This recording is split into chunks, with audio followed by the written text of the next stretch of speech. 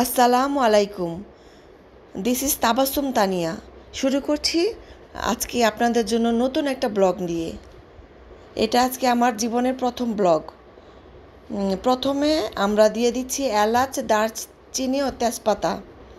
আমরা আজকে রান্না করব হচ্ছে মুরগি দিয়ে ভুনা খিচুড়ি। এখন দিয়ে দিচ্ছি সাদা তেল। কিছুক্ষণ নেড়ে চেড়ে তারপর আমরা পেঁয়াজ কুচি দিব। তো আপনারা কে কোথা থেকে দেখছেন একটু দয়া করে আমাকে বলবেন। আর আমার চ্যানেলটি যদি ভালো লাগে তাহলে প্লিজ আমার সাথেই থাকবেন, সাবস্ক্রাইব দিবেন, লাইক, কমেন্ট ও শেয়ার করে দিবেন দয়া করে। তো আপুরা ভাইয়েরা কে কে কেমন আছেন এবং কার ঈদ কেমন কাটলো একটু আমাকে কমেন্ট করে জানাবেন। তো আমি এখন পেঁয়াজ কুচি দিয়ে দিলাম। পেঁয়াজটা লাল লাল হলে তারপর আমি আদা বাটা রসুন বাটা দিব। এই যে দেখেন পেঁয়াজটা দিয়ে দিচ্ছি। পেঁয়াজটা নেড়ে চেড়ে তারপর আদা বাটা রসুন বাটা দিব। আর আপনাদের যদি কারো ইচ্ছা হয় সাদা তেলের সাথে আপনারা ঘি অ্যাড করতে পারেন। ঘি দিলে ফ্লেভারটাও ভালো হবে আর গন্ধটাও সুন্দর হবে। আদা বাটা দিয়ে দিলাম, রসুন বাটা দিয়ে দিলাম।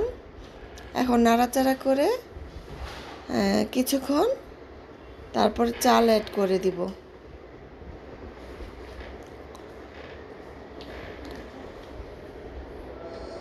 আমাকে সাহায্য করছে আমার ছোট ছেলে ইরফান। সে আমাকে ভিডিওটা এডিটিং করে দিয়েছে এবং আমি একাই ভিডিও করেছি, এক হাতে ভিডিও করেছি, এক হাতে রান্না করেছি।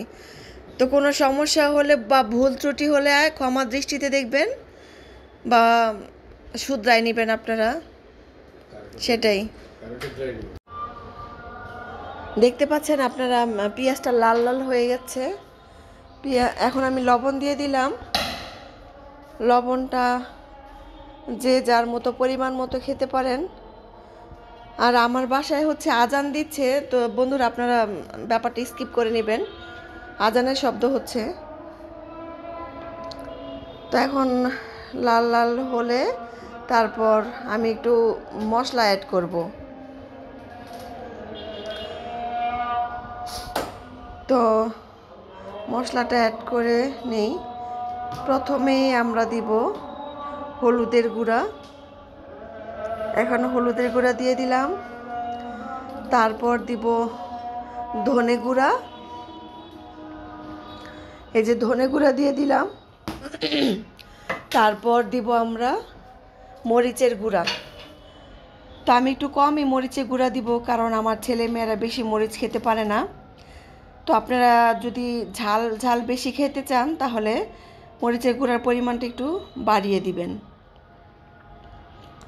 তো এই যে দেখছেন নাড়াচাড়া করছি, নাড়াচাড়া করে এখান থেকে যে তেল যতক্ষণ না পর্যন্ত তেলটা ভেসে উঠবে বা তেলটা দেখা যাবে ততক্ষণ আমরা নাড়াচাড়া করতে থাকব।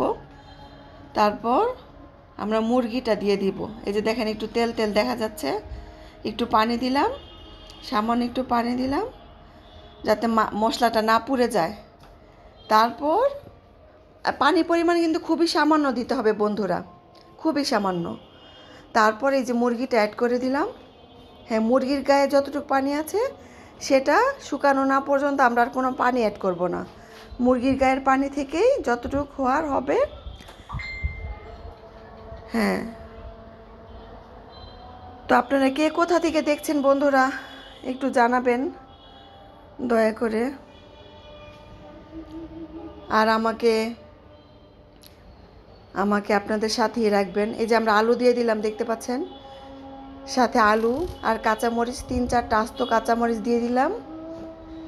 তো নাড়াচাড়া করে আমরা একটু ঢেকে দিব, ঢাকনা দিয়ে ঢেকে দিব। তো পানিটা শুকানোর কিছুক্ষণ পর তারপর আমরা আবার ফিরে আসব।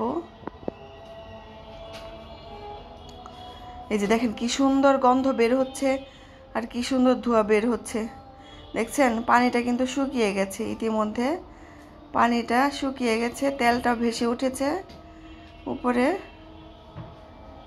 যে তেলটা ভেসে উঠেছে, অনেক সুন্দর একটা ফ্লেভার বের হয়েছে। এখন আমরা চালটা অ্যাড করে দিব। এই যে চালটা অ্যাড করে দিয়েছি, মুসুরির ডাল আর চাল অ্যাড করে দিলাম। তো কিছুক্ষণ নাড়াচাড়া করে তারপর আমরা পানি দিব পরিমাণ মতো। হ্যাঁ, কিছুক্ষণ নাড়াচাড়া করে আমরা ঢাকনা দিয়ে ঢেকে দিব এবং তারপর পানি দিব। এটা আমার প্রথম ব্লগ। আপনারা দয়া করে কোনো কিছু ভুল হলে ক্ষমা দৃষ্টিতে দেখবেন। এই তো ঢেকে দিলাম।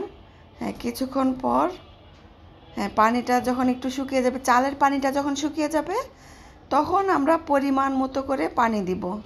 হ্যাঁ, এই যে দেখতে পাচ্ছেন বন্ধুরা, এক ফোঁটা পানিও কিন্তু চালে নেই। এখন আমরা পানি দিয়ে দিব। তবে আপনারা যে পরিমাণ যে চাল পছন্দ করেন, কেউ পোলাও চাল, কেউ বাসমতি চাল, কেউ কাটারি ভোগ চাল দিতে পারেন, কেউ ভাত খাওয়া চাল দিয়েও রান্না করতে পারেন। যার যেটা খুশি রান্না করতে পারেন। এটাও অবশ্য এমনিতেই মজা হয়, খুবই মজা হয়। এই যে ঢাকনা দিয়ে এখন ঢেকে দিব, নেড়ে চেড়ে ঢাকনা দিয়ে ঢেকে দিব। পরিমাণ মতো আমি পানি দিয়ে দিলাম। তারপর কিছুক্ষণ পর এসে একটু নাড়াচাড়া করব। এখন কিন্তু আমার ছোট ছেলে ইরফান, যে আমাকে সাহায্য করেছে এডিটিং করায়, সে নাড়াচাড়া করছে এবং বলছে, আম্মু আমাকে ঝাল ঝাল খিচুড়ি খাবো, আরও মরিচ দাও। আমি নাড়াচাড়া করব। আমি যতই তাকে সরতে বলছি, সে ততই নাড়াচাড়া করছে। আমি বলছি, তুমি সরে যাও, তোমার শরীরে ছিটা যাবে, তোমার হাত পা পড়ে যেতে পারে, তুমি সরো। ও বলছে, না আম্মু, মরিচ দাও। আমি ওর কথা মতো আর একটু মরিচের গুঁড়া দিয়ে দিলাম। তারপরে এই যে দেখেন, আমার খিচুড়ির হয়ে গেছে, অলমোস্ট হয়ে গেছে। যে ফাইনাল লুক